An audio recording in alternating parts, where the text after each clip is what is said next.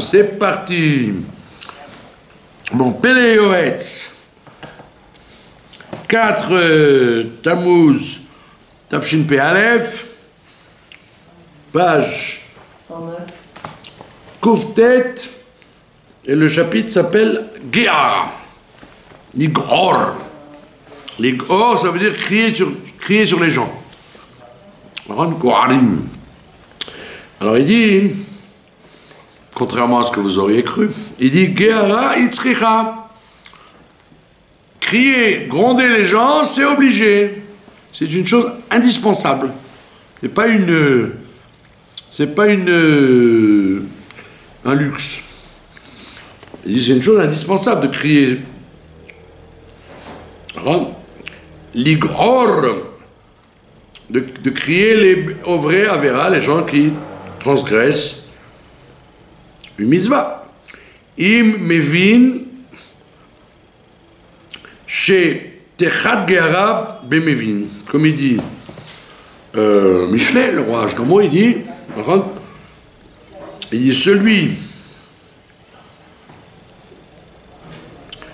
celui qui comprend le fait qu'on le crie, ça va lui servir, alors c'est bien. C'est comme ça qu'il dit le roi Shlomo. Il dit ne crois pas que crier, ça sert à quelque chose si la personne ne comprend rien. Hein? Quand les gens orthodoxes de Shabbat là, écrivent Shabbat sur les voitures qui passent, ça ne sert à rien pour la bonne raison que c'est une agression. Ils disent qu'est-ce qu'il veut chez moi, de quoi il parle? Est-ce que conduire une voiture c'est un problème? Qu'est-ce que j'ai fait de mal? D'accord? Donc il te dit, le roi Shlomo, la crainte, il faut que la crainte de il faut que la compréhension du cri soit entendue, soit évidente. Aval yoter tov ledaber belashon raka. Il dit c'est mieux quand même de parler gentiment. Le fait de crier, ça a son efficacité, mais il te dit il faut mieux parler gentiment.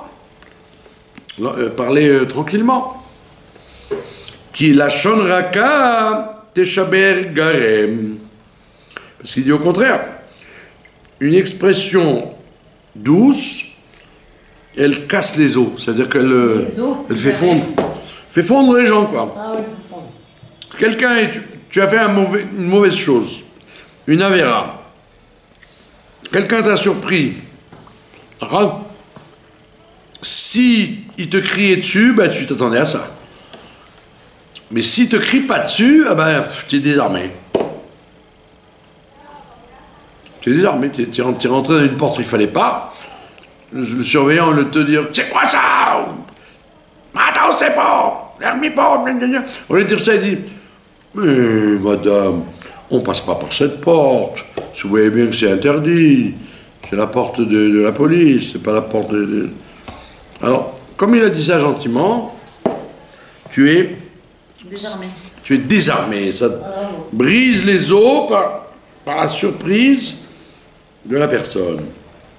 Ve'agehara goreret kas. Et en plus, quand tu cries, ça provoque la colère. La colère de qui? Ben, de celui qui crie. Il va se chauffer lui-même, quoi. Il va se monter la tête lui-même en criant. D'accord? Ou machloket, et ça va créer une bagarre. Ou ktata, une dispute. Minanigar, de la part de celui qui est, de celui sur qui on crie. D'accord? C'est ce que disent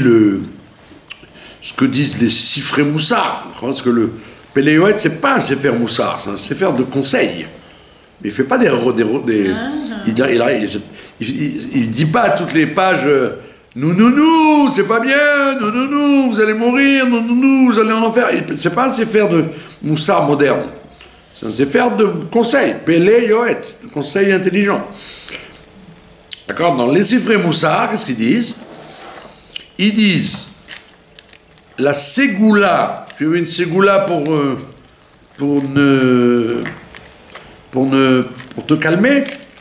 eh ben, ne commence pas à parler. Si quelque chose t'énerve, si tu commences à parler, c'est comme l'amida, le sentiment humain, c'est comme une plante. Si tu l'arroses, ça va prendre des proportions que tu ne peux pas contrôler. Donc le fait que tu parles, tu commences à parler, tu te chauffes toi-même. Tu auto-monter la tête. Tu te montes la tête tout seul par le fait que tu parles. Oui, je te le dis. Donc ça augmente la dose de ta colère par toi-même. Pas parce que l'autre il a réagi. Donc la ségoula, si tu veux te calmer, ne commence pas. Ne parle pas du tout. C'est ce qu'il dit là. Il dit si tu es goaer, si tu commences à crier quelqu'un, c'est vrai qu'il fallait le crier, bravo. Mais en criant, tu t'exposes toi à t'énerver de plus en plus, et tu t'exposes à ce que l'autre en face, il va répondre. Mais miata bichlal, quoi? Donc ça va monter le ton. Donc au début il t'a dit la guéhara c'est indispensable. Le monde ne peut pas vivre en laissant les choses faire comme ça. Comme les gens, non, la plupart des gens qui se débrouillent, ça ne me regarde pas. La plupart des gens, c'est pas par Ahavat Israël qui crient pas les autres. C'est parce qu'ils n'en ont rien à faire. Ils se disent, moi je m'occupe de mes affaires, fais ce qu'ils veulent. D'accord? Ils font ce qu'ils veulent, les gens. Donc c'est pas de l'amour ou de la patience ou du travail sur les midotes. C'est chacun pour soi, j'ai rien vu, j'ai rien entendu, je m'en fiche. D'accord? C'est l'indifférence. Donc là il te dit, il faut absolument protester, il faut go'air. Go'arimbo, les enfants, les grands, les petits, les hommes, les femmes, c'est obligé. Tu ne dois pas être mort. Si tu es mort, c'est plus dangereux. Hein? Comme la fameuse histoire du chassidique, que tout le monde connaît. Que tout le monde connaît ou tout le monde ne connaît pas. À l'époque, il n'y avait pas de synagogue chassidique. Il y avait, dans les synagogues ashkénazes, les chassidim, mais en cachette, ils priaient dans leur rite à eux. Ils ne faisaient pas les malins pour pas se faire jeter dehors. C'est comme ça en Europe au début de la chassidoute. Après, il y a eu des synagogues chassidiques. Donc un jour, il y avait deux chassidim qui étaient là, en cachette, enfin, anonymes. Et puis un sidour, ils avaient laissé un sidour traîner. Il n'avait pas planqué. Et vient quelqu'un qui était contre, et il voit le sidour. Il voit que c'est un sidour chassidique.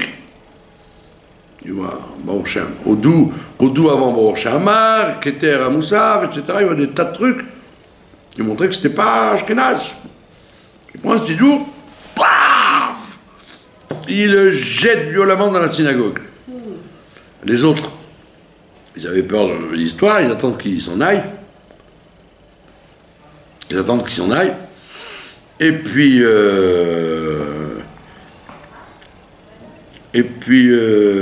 ouais.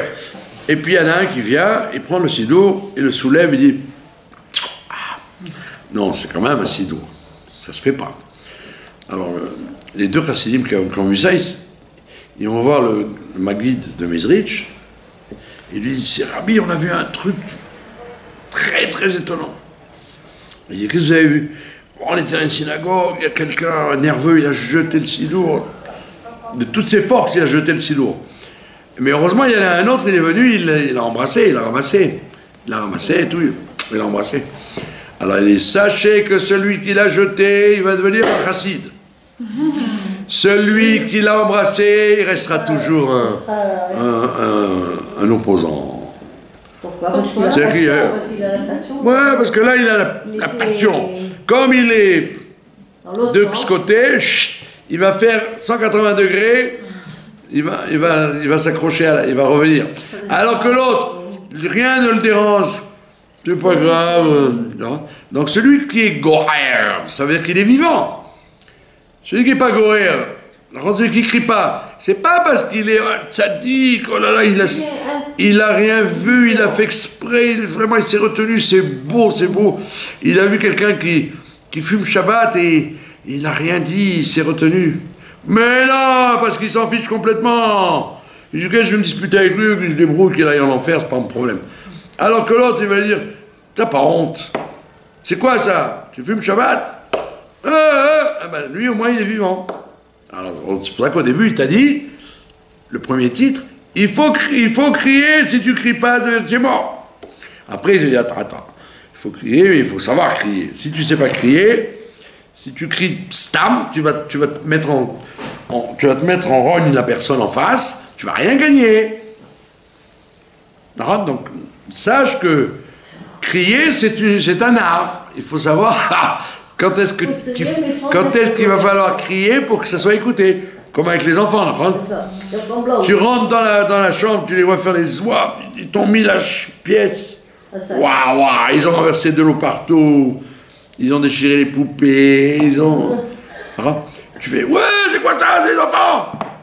Vite. Ils ont très peur. Si tu leur fais, c'est pas bien, les enfants. Comment vous vous comportez? Vous avez la maison sans dessus-dessous? On croyait qu'il allait nous frapper, il nous a rien fait. C'est un idiot, ce père, là, ce tonton, ce truc.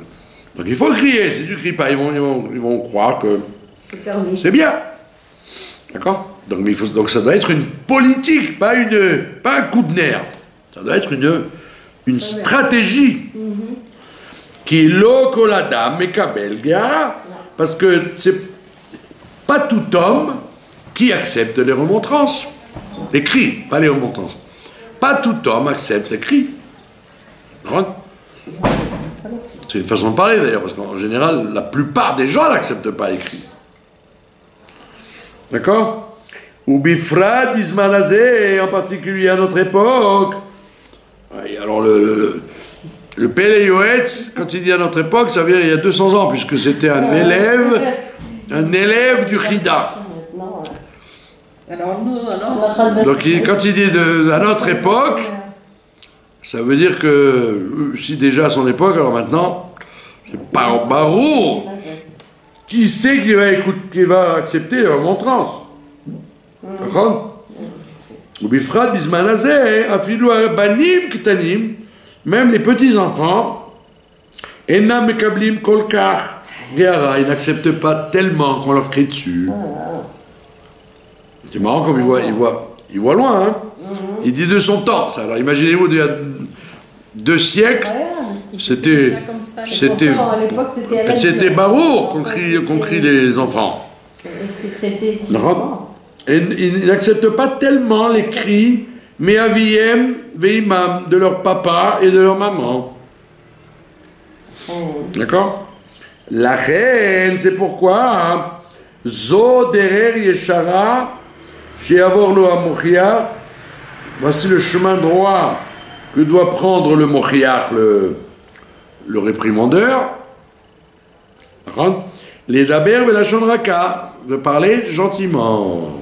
C'est-à-dire c'est une politique à avoir à partir de maintenant, dit-il, qu'il faut parler doucement, avec douceur. D'accord? Vechech matok, avec un palais doux. Chalak, mishamen, et lisse comme de l'huile. C'est poétique. Ça vaut mieux, il te dit, si tu veux que ça marche, ça vaut mieux de parler gentiment, douce, avec délicatesse, d'accord? Velo yedaber kachot, et de ne pas parler des paroles dures. Et là, yechekom mamtakim. Sa gorge sera pleine de douceur. Ou bifrat, et en particulier, surtout s'il est devant des gens, devant des étrangers. Il a son fils devant lui. Il veut le crier dessus. Mais comme il y a des étrangers autour, il ne faut surtout pas lui crier violemment parce qu'il va le vexer et faire même qu'il claque la porte. Le gosse. D'accord? Surtout s'il se trouve devant des étrangers ou bifné rabim ou en public. D'accord? S'il est seul avec lui, on pourrait comprendre. Il lui crie dessus. Mais s'il y a des gens autour, de la famille ou du public, lo igar bachavero, il ne doit pas crier. Même son ami, shenimsa, quand il se trouve à ce moment-là, sheu malbin pene chavero barabim, parce qu'il va faire blanchir son ami en public. Donc déjà, il te dit, tu n'as pas le droit de crier quand tu veux. Déjà, tu dois t'assurer qu'il n'y a personne. Personne autour. D'accord? Et même s'il n'y a personne autour, parce que s'il y a quelqu'un autour, ça s'appelle blanchir la face de son ami en public. Maintenant, comme on l'a vu déjà plusieurs fois, on en a déjà parlé, le prophète Sraïm, il dit, la définition de faire blanchir son ami en public, c'est quand il s'agit de choses personnelles. Personnelles. Par exemple, il devait me rendre mes 100 shekels que je l'ai prêté. Il m'a dit, voilà, demain matin, je te les rends. Demain après-midi, il n'est toujours pas venu. Et je le vois dans tout le monde, je lui dis, c'est quoi ça? Tu m'avais dit, les 100 shekels, tu me les rends à midi. Il est 5 heures l'après-midi, tu ne les as pas rendus. C'est quoi ça? Tu es un voleur, tu sais quoi? Ça, j'ai pas le droit. Parce que c'est une affaire privée entre moi et lui sur de l'argent. Là, donc, j'ai pas le droit de le faire blanchir en public. Mais s'il s'agissait d'une mitzvah, une mitzvah, il est en train de parler on est en train de faire le Kaddish, lui, il parle voix forte, où il y a la Kriyat Torah et lui, il fait comme s'il n'écoutait pas, ou il dérange. Là, j'ai le droit de lui faire nous, ou lui dire c'est quoi ça? Vous n'avez pas de respect pour le Beth Knesset? Les gens vont dire mais vous lui faites blanchir en public? Non, ça s'appelle j'ai le droit, parce que c'est pas mon affaire à moi. C'est l'affaire d'une mitzvah qui dérange devant tout le monde.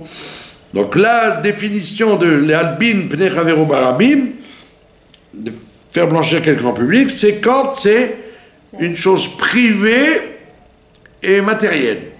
Mais si c'est une chose publique et mitzvatique, j'ai aucun problème. D'accord? Évidemment, il te dit, il ne faut pas le faire en lui hurlant dessus violemment. Mais tu as le droit de lui faire la réflexion. Mais là, il te dit, étant donné que tu dois lui faire, alors attends qu'il n'y ait personne. Attends qu'il n'y ait personne. D'accord? Chez Amrou Abotenu Zal, parce qu'ils ont dit nos maîtres dans les Pirkei Avot, chez En Lo Chelek Laolam Haba, que celui qui fait blanchir quelqu'un en public sans raison, il n'a pas part au monde futur. Ah ouais. C'est l'histoire dont on apprend ça. Dont on apprend ça de Tamar. C'est Tamar. Quand Tamar, elle aurait pu sortir les objets. Elle aurait, comme il était devant le Beddin, Yehuda, elle aurait sorti les affaires, elle aurait dit, c'est toi qui m'as mise enceinte. Pour pas lui faire honte, elle a été jusqu'à se taire. Et il a dit, prenez-le et brûlez-la. C'est un travail énorme. Qu'elle avait raison. Hein, et elle aurait pu le faire sans rien dire. Messieurs les Dayanim, regardez ces affaires. C'est la bague de Yehuda et c'est le bâton de Yehuda. Waouh! Elle a attendu que tout le monde sorte et après... Donc ça veut dire qu'il y a tout un sujet de peur de ne pas avoir de chelek l'olama, quelqu'un qui fait honte en public. pour quelque chose de privé, eh ben, c'est grave. Donc il te dit, tu veux crier cette personne, ta famille ou un ami ou un étranger, peu importe, ne profite qu'il y ait un forum fermé, qu'il n'y ait personne. Toi et lui. Prends-le dans un coin et tu dis, voilà, tu sais, on n'a pas le droit de faire ça. D'accord? En plus, il sera plus calme. Voilà. On n'a pas le droit de faire ça, tu m'excuses. Si tu le dis en public et fort, alors évidemment, c'est pas du tout, ça marche pas.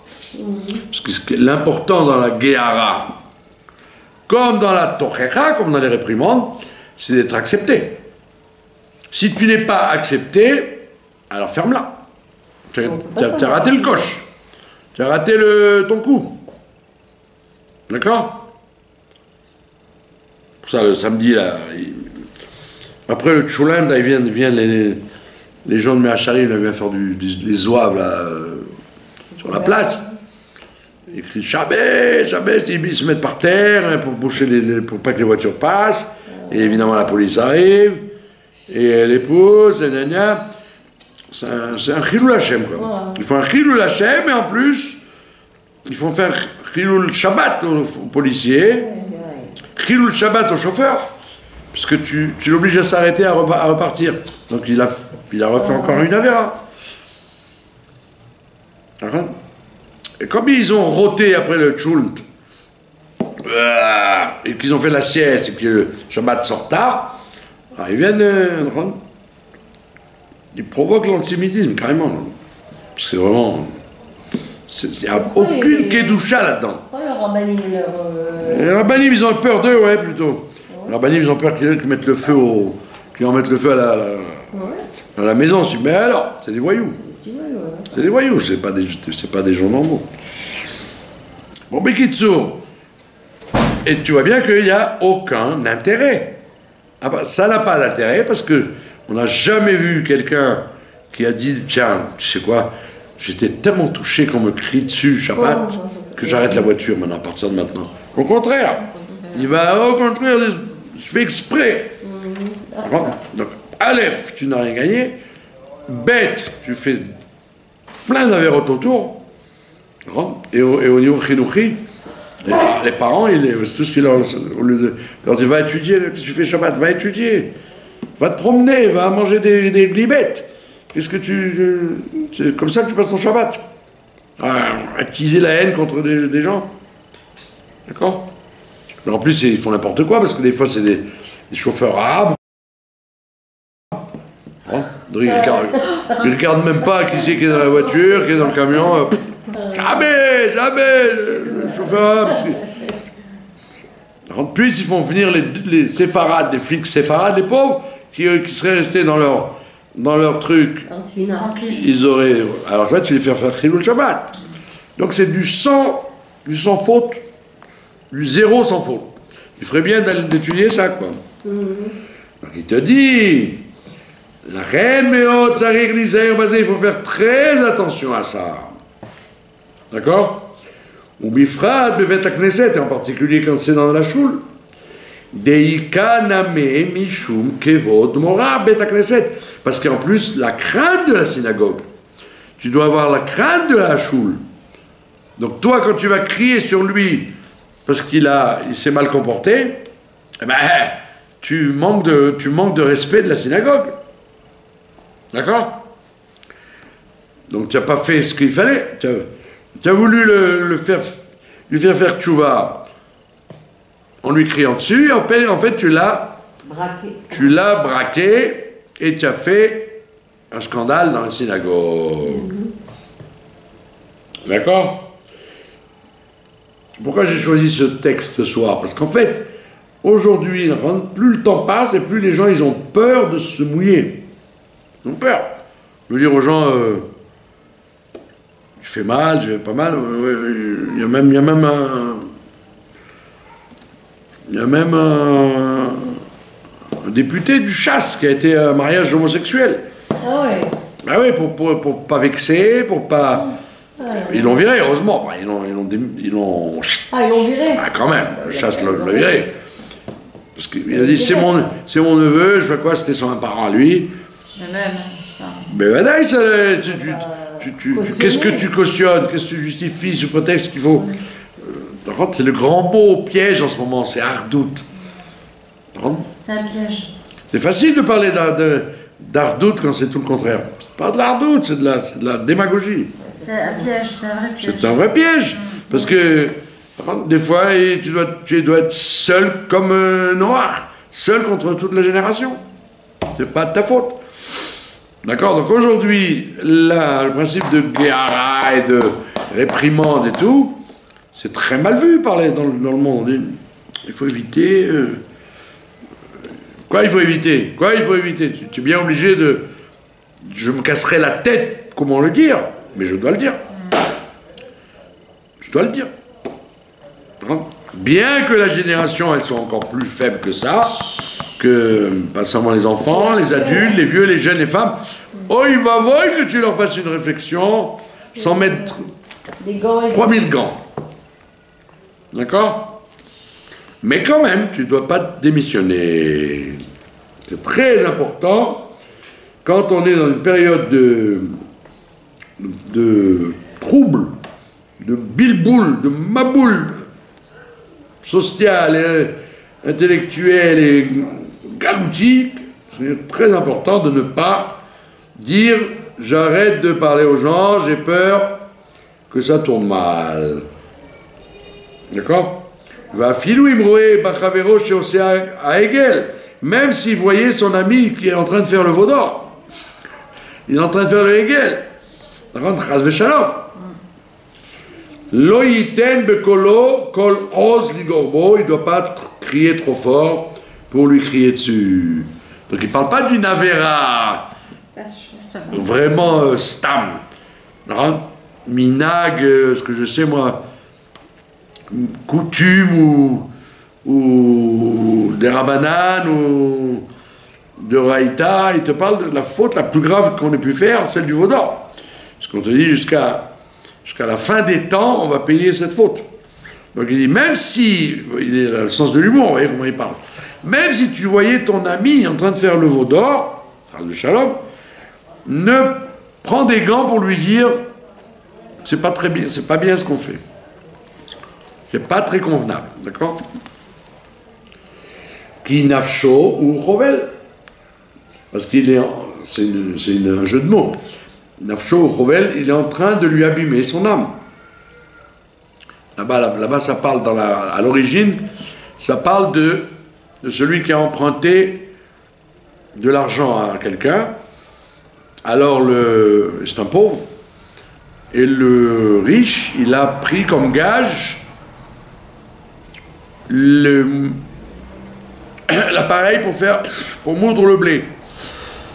Le moulin à blé du monsieur. Il lui a pris cet appareil-là en gage jusqu'à demain matin qu'il lui rende l'argent, par exemple.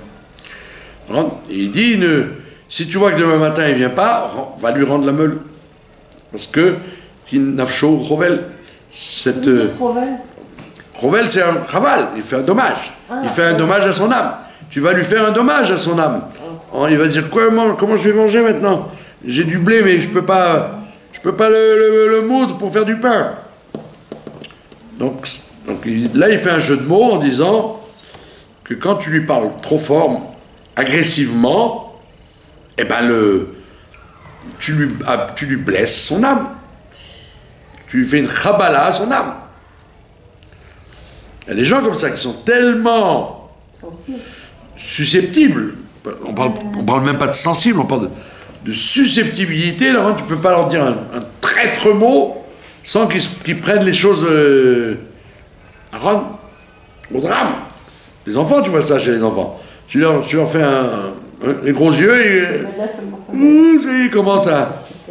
Et les larmes, et puis ils tombent par terre, etc. Donc il faut leur apprendre à être fort, c'est vrai. Mais les adultes aussi, ils sont comme ça. Il y a des adultes qui sont restés des enfants. Tu ne peux pas leur faire un demi-mot sans qu'ils se tordent. D'accord? Un jour, j'ai osé dire à quelqu'un qui douche, il emportait les millefeuilles et les éclairs au chocolat et les chaussons au thon, et il met troisième assiette, il ne savait même plus comment marcher pour... Alors j'ai dit, vous voulez emporter tout le buffet avec vous? Vous ne pensez pas qu'il y a d'autres gens qui vont... Comment vous parlez comme ça? Ben, je parle comme ça, mais vous êtes mal élevé. C'est une dégustation, c'est pas écrit Taharout de la bouffe de Francfort. Celui qui va manger le plus de saucisses. Il faut être bien élevé. Qu'est-ce que tu prends 3 assiettes alors que personne ne s'est servi? Il a très mal pris. Et après, quand je suis parti, je lui ai dit j'espère que vous l'avez pas mal pris. Parce que même si vous l'avez mal pris, la prochaine fois, j'espère que vous ne toucherez plus au buffet. Bah oui, il faut que les gens soient bien élevés, mais c'est pas des enfants mal élevés, c'est des adultes. On dirait qu'ils n'ont jamais rien mangé de leur vie. Goûte poliment, prends un éclair, poliment, même si tu reviens une deuxième fois, une troisième fois, mais regarde ce que les gens vont pas manquer. Alors il y a des gens, il va voir que tu leur fasses une réflexion pareille. Ils se sont jetés sur le buffet. Vous connaissez la blague, celui qui se jette sur le buffet. Alors il y a quelqu'un, il vient, il prend un verre de champagne, il lui verse, il fait, vous prendrez bien un peu de champagne? Vous emporterez bien un peu de champagne? D'accord, il y a des gens qui sont c'est la tava. À qui on ne peut rien dire. Mais d'où ça vient ça? C'est la mida qui n'est pas travaillée, c'est l'éducation. Mais voilà, oui. Ou c'est l'éducation, ou c'est quoi? C'est la mida qu'il avait dans l'enfance, que les parents ils ont dit, ah, s'il est gentil, laissez-le faire. Après, à l'école, ils ont laissé faire. Et après, sa femme, elle a laissé faire. Et sa mère, elle a couvert. Et il arrive à 80 ans, il n'a pas bougé. Tu mets la photo, c'est la même photo que... Oui, mais la vie fait qu'on apprend. Voilà, vous dites ça, bravo. Il y a des gens, la vie, elle passe devant eux, ils peuvent se marier 50 fois et refaire les mêmes erreurs et prendre des claques dans la figure toute leur vie. Ils n'ont toujours pas compris qu'on leur parle, qu'on leur a parlé à eux. Voilà, vous avez dit une chose juste. La vie, elle devrait t'apprendre. Tu as pris, comme je vous l'ai dit l'autre fois, je vous l'ai déjà dit. Tu arrives dans une ville. Quelqu'un que tu connais ni d'Adam ni d'Ève, il te dit, mais vous êtes un âne. Je ne connais même pas, je suis un âne. Deuxième personne, 100 mètres plus loin, dit, vous êtes un âne. Oh là, ça commence à être bizarre. Et la troisième fois, si on te dit, vous êtes un âne, la Gemara, elle te dit, va t'acheter une selle. Parce que probablement, tu dois être un âne si tout le monde te le dit. 3 personnes différentes te l'ont dit sans raison. Pareil, dans la vie, quelqu'un t'a fait cette réflexion, monsieur, vous êtes mal élevé, vous avez tout pris sur la table. Et si on te le fait tout le temps, et que depuis des années, et tu n'as pas écouté, ça veut dire que tu es... C'est dans quel... Et tu risques de revenir en Gilgoul. Pardon? Dans quel traité de Gemara, ça? Dans quel... Je me rappelle plus. Je ne me souviens plus, parce que je peux vous le retrouver, c'est tellement... C'est amusant, hein? Ah ouais. Je pensais vous voir aussi. J'espérais en tout cas. Vous avez compris? Ça veut dire qu'il y a une... Il y a quand même une nécessité, il te dit, quand même une nécessité d'en parler. De dire aux gens, de dire à la personne qu'elle a mal fait. Ah, même maintenant, même le veau d'or, si elle avait fait le veau d'or, dis-le gentiment. Parce que tu peux lui faire la blesser de façon générale. Donc ça, c'est tout le jeu de la vie. On voit que là, dans la Torah, vous avez vu dans la paracha de Korach. La paracha de Korach, elle finit comme ça, elle dit... et vous les Kohanim, faites attention à ne pas faire le travail des Lévites. Et vous les Lévites, ne faites pas le travail des Kohanim. Et vous avez droit à ça, et vous avez droit à ça, et vous avez droit à ça, on vous donne ça comme cadeau, Et à la fin, le dernier passouk, il dit, quand les Kohanim et les Lévim, ils feront ce qu'ils ont à faire, alors ils ne profaneront pas leur travail, et ils ne mourront pas. Ça veut dire quoi? C'est pas gentil de parler comme ça. Tu aurais dû parler, et si vous faites bien les choses, vous vivrez. Voilà. Qu'est-ce que tu dis? Ne transgresse, ne profanez pas le travail et vous ne mourrez pas. Et ça se termine comme ça, la paracha. Ça veut dire quoi? Ça veut dire que le judaïsme, c'est une corde raide. Tu parles, tu te fais crier dessus, et tu parles pas, tu te fais crier dessus. Un vert. Donc ça veut dire que c'est un très dur métier, le métier d'être juif. C'est un très dur métier. Chaque mitzvah demande du professionnalisme. Chaque mitzvah demande du professionnalisme. Il n'y a rien de khafif. Allez, fais à peu près, c'est bon. Il n'y a pas d'à peu près. La mitzvah, ou tu la fais bien, ou tu la rates. Et tu la rates, la Torah, elle te dit, waouh! Il valait mieux que tu la fasses pas que de faire comme tu l'as fait. Ah ouais? Bah oui. Comme il a dit mon ami, c'est comme si tu mettais, les gens qui connaissent, ça existe encore, tu mettais du 110 volts dans du 220.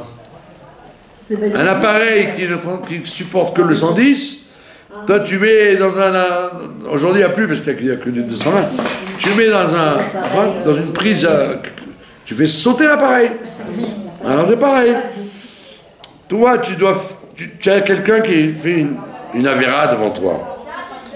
Famille, pas famille, ami, pas ami, femme, homme. Tu te tâtes. Tu dis, je vais lui dire, je ne vais pas lui dire. Déjà. Tu ne dois pas te déclencher sans savoir la réaction.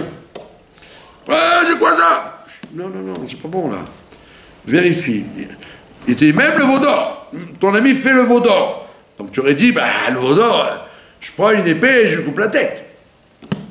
Non, il te dit, même le veau d'or, chas v'shalom, réfléchis, comment je dois lui dire ça? Comment dois-je lui faire comprendre la gravité de ce qu'il est en train de faire? Et ça, c'est très valable aujourd'hui. On est compte qu'aujourd'hui, l'inconscience dans laquelle le monde se trouve, l'obscurité dans laquelle le monde se trouve, j'ai un ami qui était à New York, non, pas New York, à Monsey.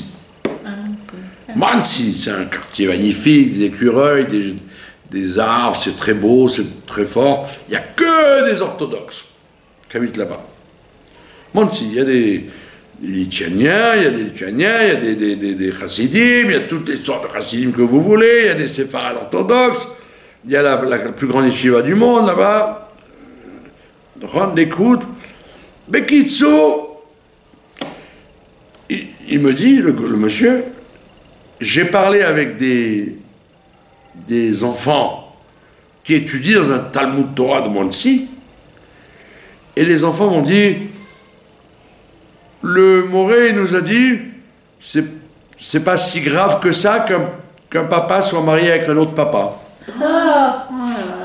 Il m'a dit, quand j'ai entendu ça, j'allais tomber à la renverse. J'ai dit, à Monsey, maintenant, le Moré, il a dit à l'enfant, c'est pas si grave, il faut. Ça veut dire qu'on est arrivé à une telle galoute, telle obscurité, qu'au lieu que le Moré il se dise, mais attends, mais comment expliquer ça aux enfants, que c'est très grave, que c'est une abomination, une toiva, non. Il a abandonné. Il a abandonné, au contraire, il dit, comme le gars du chasse, là, dont je vous ai parlé. C'est-à-dire que tu arrives à des situations où la guerra, le fait de crier l'autre, ça, c'est même pas envisagé. Là, il faudrait crier, là, normalement. Pardon? Là, il faudrait crier, le monsieur. Le Moré. Moré. Voilà, lui, il faut le crier, absolument. Il faut aller lui dire, dis-moi, j'envoie mes enfants chez toi pour que tu leur apprennes la banalité des grandes avérotes. D'accord? Oui, quelle différence alors avec le Hegel? C'est pareil. Pardon? Tu dis que le Hegel, c'est la faute la plus grave. Donc là aussi, ça paraît être moins grave. Oui, alors c'est ce qu'il te dit. Il te dit, on t'a pas dit de le laisser faire le Hegel. On te dit de savoir comment lui dire que la gravité du Hegel. Là aussi, la même chose. Si tu dis, ah ouais, c'est une abomination, c'est une horreur, on va vous égorger, comme quand il y a le défilé ici, il y a des gens qui veulent poignarder, mettre des bombes. C'est pas le chemin, c'est pas le derrière. C'est pas le derrière parce que les gens ne comprendront rien. Au contraire, ils vont dire, on n'est pas toléré, on n'est pas aimé, on n'est pas accepté. Donc c'est sûr que tu dois te casser la tête comment parler à ces gens-là ou à leur famille. Mais ne dis pas, je vais me taire. Et ne dis pas non plus, je vais crier. Parce que crier, c'est les gens vont dire, il est fou, c'est malade, tu cries. D'accord ? Ça dépend à qui tu as affaire. Vous voyez bien d'ailleurs, mon cher Rabbeinu, c'est rare qu'il crie. En général, il tombe sur sa face. Il pole al-pana. Vous avez compris ? Comment ? Vous voyez la paracha de cette semaine, Choukat, Choukat. La pauvre Myriam, elle s'en va. Donc, Moshe et Aaron, ils s'assoient, ils font les Shiva avec leur mère Yocheved. Et les gens, au lieu de dire, bon, on va attendre la fin des Shiva, quand même, c'est honteux, ils sont assis par terre, ils ont perdu leur sœur. Pas du tout, ils dérangent, ils tapent à la porte, pas pour faire Nichum Avelim, pas pour consoler Moshe et Aaron. Il leur dit, ah, on n'a plus d'eau, vous voulez les cremeurs, c'est ça que vous voulez. Qu'est-ce que c'est que ces sauvages? Mais qu'est-ce que c'est que ces bêtes féroces? Moi, je pense qu'on doit sûrement avoir encore quelques bouteilles dans la maison. On va attendre. Il n'y a plus d'eau. Ok, mais il doit y avoir... C'est comme une panne d'eau. Bah, tu attends un peu. Pas du tout. Ils n'ont pas la pitié de dire à Moshe et Aaron, excusez-nous, on a beaucoup de peine pour votre sœur, c'est vrai. Maintenant, est-ce qu'on peut vous demander quelque chose? On s'inquiète pour l'eau. Pas du tout. Ils gueulent sur eux. Mais alors, vous nous avez fait mourir dans le désert, sans eau. Qu'est-ce qu'on est? C'est la génération après les 40 ans. Hein. C'est la nouvelle... Ceux qui vont rentrer en Israël. Pas terrible. Ils ont vécu dans la manne, le confort, le truc. Et tu vois bien que mon cher Rabbeinu, encore une fois, au lieu de prendre une mitrailleuse, ou les foutre dehors, fermer la porte et dire à son frère, viens, ils vont nous foutre la paix au moins 7 jours, tac, fermer la porte. Pas du tout. Il sort et il demande à Dieu, Dieu, il faut de l'eau, ils ont besoin d'eau, les pauvres, nanana. Il se lève des shivas pour aller s'occuper de leur donner de l'eau. Il n'a pas râlé. Hein? Il n'a pas râlé. Il n'a ni râlé comme d'habitude, il n'a ni râlé, ni grogné, ni exprimé à Dieu son mécontentement de la nouvelle génération. Donc, il te dit là, il te dit, Arezé domé le mechabes begadav neged hashemesh. Il te dit, ça ressemble à quelqu'un qui lave ses habits devant le soleil. Abgadim mitlabnim veunasa shachor. Il te dit, les habits, ils vont devenir blancs, ils vont devenir propres, et lui, il va devenir tout noir. Parce que il fait tellement chaud, alors il bronze tellement, le soleil est tellement fort, et il frotte comme ça, donc les habits vont devenir tout blancs, et lui, il va devenir tout noir, à cause du soleil. Veze remez efer apara, et c'est l'allusion qu'on a de la cendre de la vache rousse. C'est la paracha de cette semaine. Chez Metame et Tataor ou Metaer et Tatame. Que la vache rousse, elle rend impur le pur et elle rend pur l'impur. Elle transforme la chose. Ça veut dire quoi? Ça veut dire que toi, tu es venu lui réparer sa faute, mais en lui criant dessus. C'est toi qui t'es mis une faute sur toi. Rentre. Et lui, il a été nettoyé à cause de ta faute à toi. Dieu, il va lui pardonner parce que tu lui as mal parlé. Et Dieu, il ne va pas te pardonner à toi parce que tu lui as mal parlé. Donc tu t'es retrouvé voulant réparer l'autre. Toi, tu t'es abîmé. Et l'autre, il va être pardonné par Dieu parce que tu lui as mal parlé. Car ze mevakesh letaken et chavero. C'est comme ça, quand quelqu'un veut essayer d'arranger son ami, veu mitkalkel, et c'est lui qui s'abîme. Alors, il va commencer à prendre les nerfs, à le haïr, à s'énerver. Donc c'est lui qui a perdu dans l'affaire. Alors qu'il voulait l'arranger.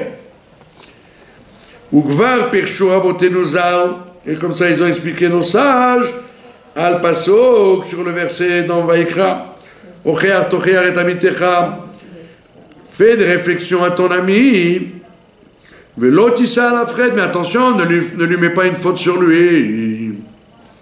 Shetnai mitzvah tatochacha, que la condition élémentaire, préambule à la mitzvah de réprimande, ou shelo yalbin panav velo yisachet, c'est de ne pas lui faire honte et de pas prendre toi la faute en ayant mal parlé. Donc il te dit, la guéhara, le fait de crier sur les gens, c'est indispensable. Mais il te dit qu'il faut apprendre la technique, comment faire des réflexions. Même devant les choses les plus graves qui soient. Mais où on apprend ça? Comment on apprend cette technique? Ben voilà. En faisant des livres, en étudiant les livres comme le Pele Yoetz, comment arranger les choses. Diplomatie. Comment avoir la diplomatie sans haine, sans violence, même si, bien que toi tu te sois scandalisé parce que tu as vu la gravité, tu sais la gravité, mais tu te dis, mais si je parle de la gravité comme moi je la ressens, je vais passer pour un fou, je ne vais pas passer pour un... Hein? La personne ne va pas dire, waouh, s'il s'est mis dans cet état, c'est que ça doit être grave ce que j'ai fait. Il va dire, mais qu'est-ce que c'est que ce malade intolérant, qui n'accepte pas qu'on pense autrement que lui, comment... Tu as tout raté, quoi. Alors, ça demande de fermer sa colère et d'essayer de se retenir au maximum pour le dire avec le maximum de gentillesse et de mettre des gants. Pas de la tarte, hein. C'est un niveau. Pas de la tarte. C'est très dur. Pardon? C'est difficile de Comment c'est difficile? J'appellerais ça une mission impossible, vous voulez dire, ouais. Pardon? Si on n'est pas capable de faire... Alors on se la ferme, voilà, c'est ça. Eh oui. Quitte à passer pour quelqu'un qui est mort, parce qu'il ne veut pas intervenir, bon, on dit vaut mieux, ben au moins tu n'as pas fait... Au moins tu n'as pas fait de... Pardon? Si on accepte, on approuve. Non, mais c'est jamais... Et non, pas... Non. Vous devez vous casser la tête, ne pas dormir la nuit pour savoir comment le dire. Comment en parler. Je vous ai raconté cette histoire 3000 fois. Il y avait un monsieur, il s'appelait... C'était un chassid, qui est sorti de Russie après les... Par miracle, il est sorti de Russie, il a réussi à pouvoir sortir. Du temps de Brejnev déjà. Il habitait au Kfar Chabad, on l'appelait le partisan. Il marchait comme ça parce qu'il avait reçu une balle ici dans la vertèbre, il manquait une vertèbre. Et quand il nous voyait, il disait Français. Et lui, il était directeur de tous les ganim, séminaires, institutions de Chabad en Israël. Il y avait peut-être 2000 unités comme ça. Non, pas d'enfants. 2000 GAN, Peuton, tout ce qu'il y a comme institution, sur tout le territoire, il était directeur. Et un jour, il y avait un grand rassemblement de tous les... Il y avait les directrices, les directeurs, les surveillants, les professeurs, les gananotes, tout le personnel. Et ils ont posé une question. Comment se fait-il qu'avec 2000... tu ne te sois jamais disputé ni avec une directrice, ni un prof, ni un surveillant, ni un chauffeur de transport. Jamais tu t'es disputé avec personne. En des dizaines d'années de fonctionnement. Il a dit parce que quand je devais mettre dehors une directrice ou ne pas payer quelqu'un parce qu'il n'avait pas fait son travail, toute la nuit on restait avec ma femme, savoir comment on allait lui dire. Comment aller lui dire pour qu'il ne se vexe pas. Pour que le lendemain, quand on lui disait en direct ou au téléphone, il le prenne bien. Il accepte la chose. Il dit parce que quand on se fait la guerre à soi-même, on n'a pas besoin de faire la guerre aux autres. Quand on se fait la guerre à soi-même, on n'a pas besoin de faire la guerre aux autres. Donc c'est la même chose. Tu as une mitzvah de dire la chose? Oui, alors mais casse-toi bien la tête, comment la dire? Sous quelle forme la dire et à quel moment le dire? Ne dors pas, ne dis pas oh je m'en fiche. Non, pense-y. Et imagine-toi comment tu vas être obligé de le dire, mais prends ton temps. C'est comme un espion. Tu ne peux pas faire arriver. Comme on dit en hébreu, tizmoun, le timing, le right time, le temps au moment qu'il faut. C'est pas de la tarte, vous êtes d'accord? Et la reine, elle est affranchie Missoura. Donc si on a besoin d'éloigner quelqu'un d'une interdiction, il doit aller chez son ami, Vidaber de Varav Beno le Veno, il doit parler en tête à tête, Beno Am, Siar, avec une discussion tranquille. Donc, première condition, ne pas en faire de la pub autour de toi, qu'il n'y ait pas des gens qui écoutent. Deuxièmement, le dire avec gentillesse. Ah, oyamtin, ou alors il devra attendre.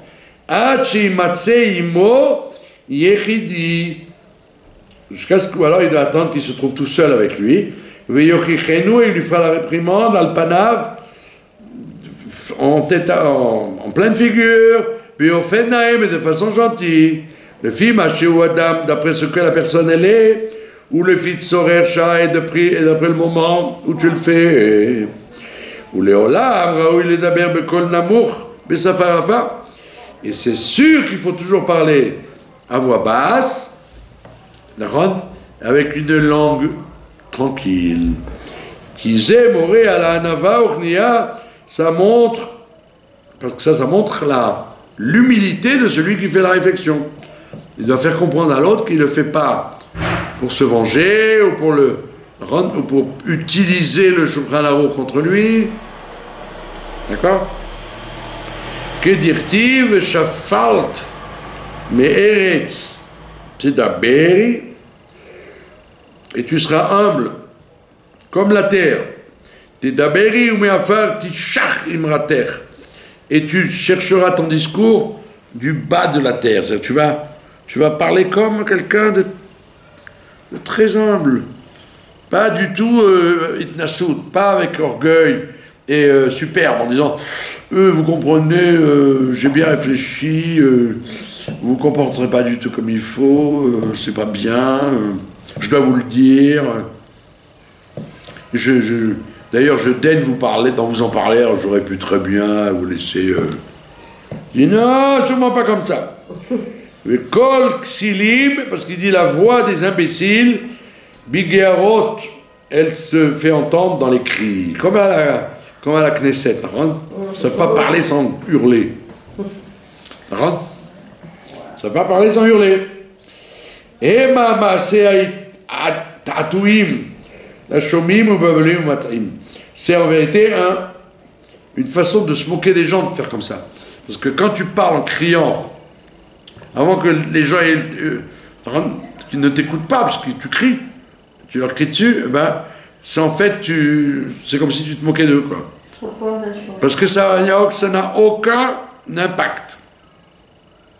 Ça n'a aucun impact sur l'auditeur, le fait que tu parles en hurlant. Tu dois tout d'abord parler dans le calme le plus absolu. Aval d'ivrei chachamim, parce que c'est connu que les sages, les paroles des sages, benachat nishmaim on les entend dans le silence. Et ils sont arévim, mais en plus elles sont agréables, les paroles des sages. Ou mitkablim la shomim, et elles sont acceptées par les gens qui les écoutent.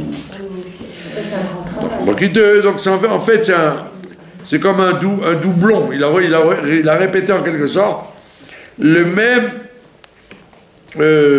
chapitre que le chapitre qu'on a vu plusieurs fois de la réprimande. Mais on voit que moi je connais des gens, des sociétés, qui partent dans les îles désertes pour ne pas être en contact avec les gens. Tout seul. Il y a des gens qui sachent, pour ne pas avoir à être en confrontation avec X, Y, Z. C'est un gros travail. C'est de la lâcheté.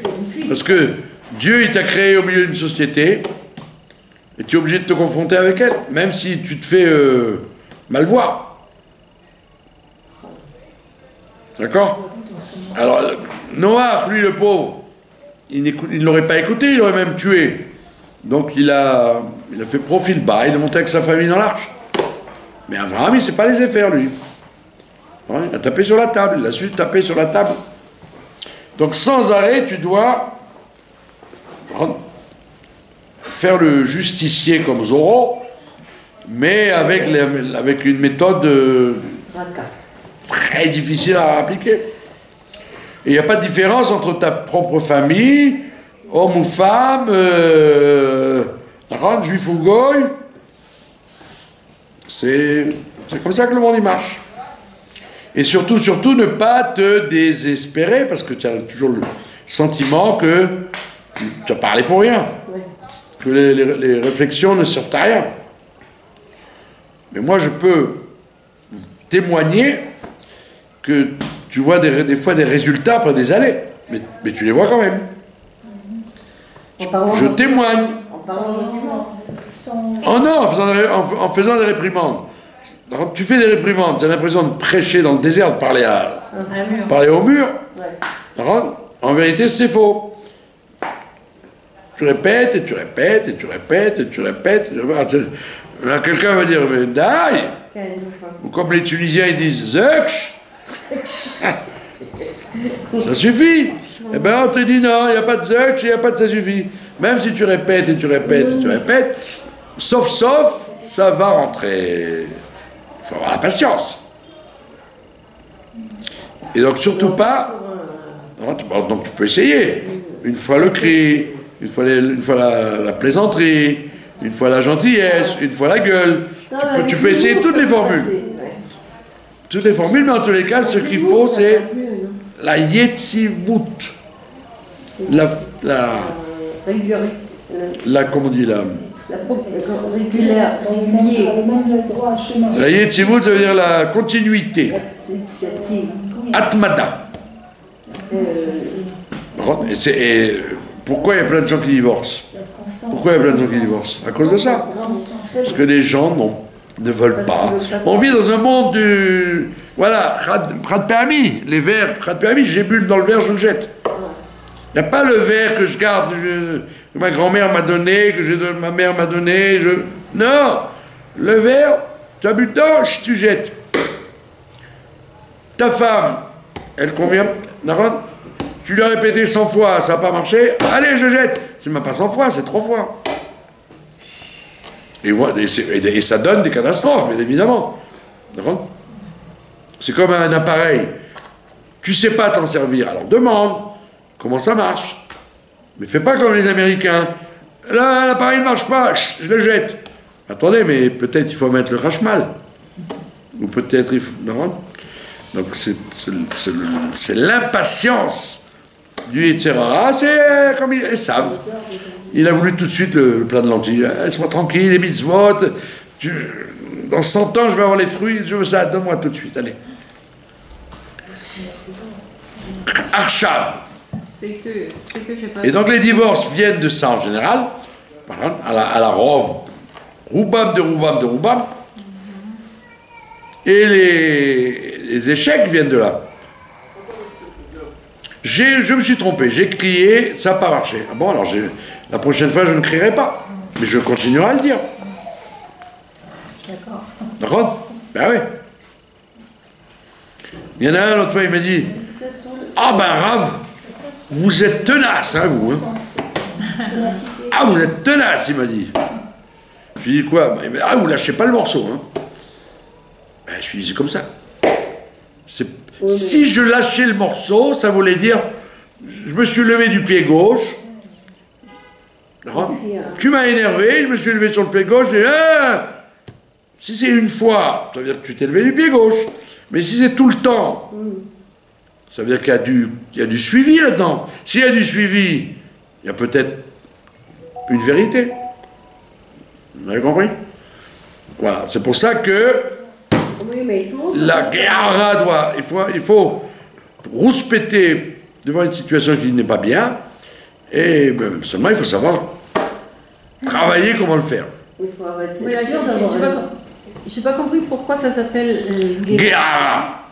Si c'est crier sur les autres. Ouais. Et finalement, tout ce qu'il dit, il dit qu'il ne faut pas crier sur les autres. Oui, mais donc il vous apprend que quand il y a écrit dans le Shulchan Arour, le Midrash, la Gemara, les Mishnayot, les Sifrei, dans les Sfarim, partout il y a écrit Goharimbo.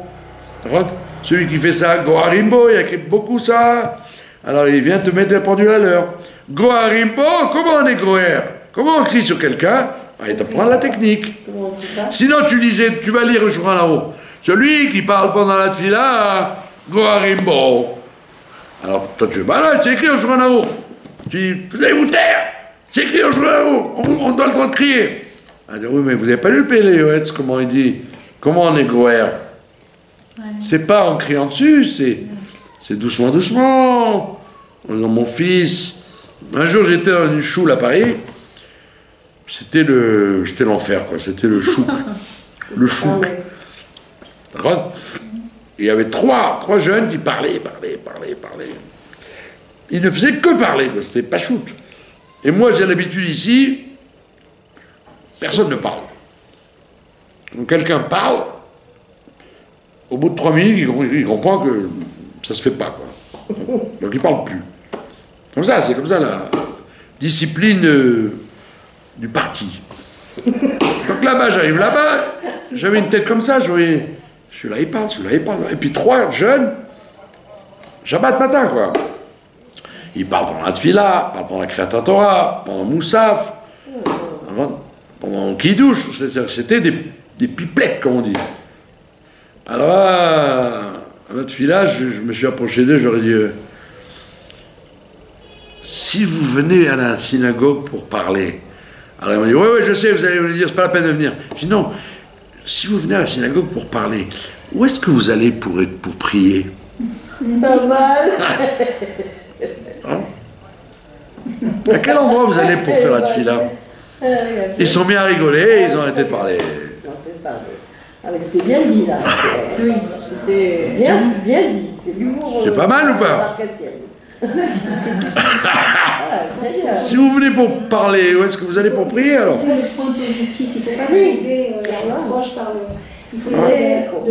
D'abord c'était humoristique et comme vous dites ça a été renversé. Donc ça veut dire quoi? Mais ça c'était, je vous parle il y a des années. Mais aujourd'hui, ils m'auraient crevé les pneus de la voiture tout de suite. Ou ils m'auraient jeté dehors. De quoi il se mêle ce vieux là? On n'a pas le droit de parler. Non, je crois pas. Bon, de toute façon, tu es obligé. Un mot dans la choule de mon mari. Ah ben c'est bon. C'est interdit. Même de dire bonjour dans la choule. Enfin, bonjour. C'est bon. Voilà, je vous remercie de votre attention.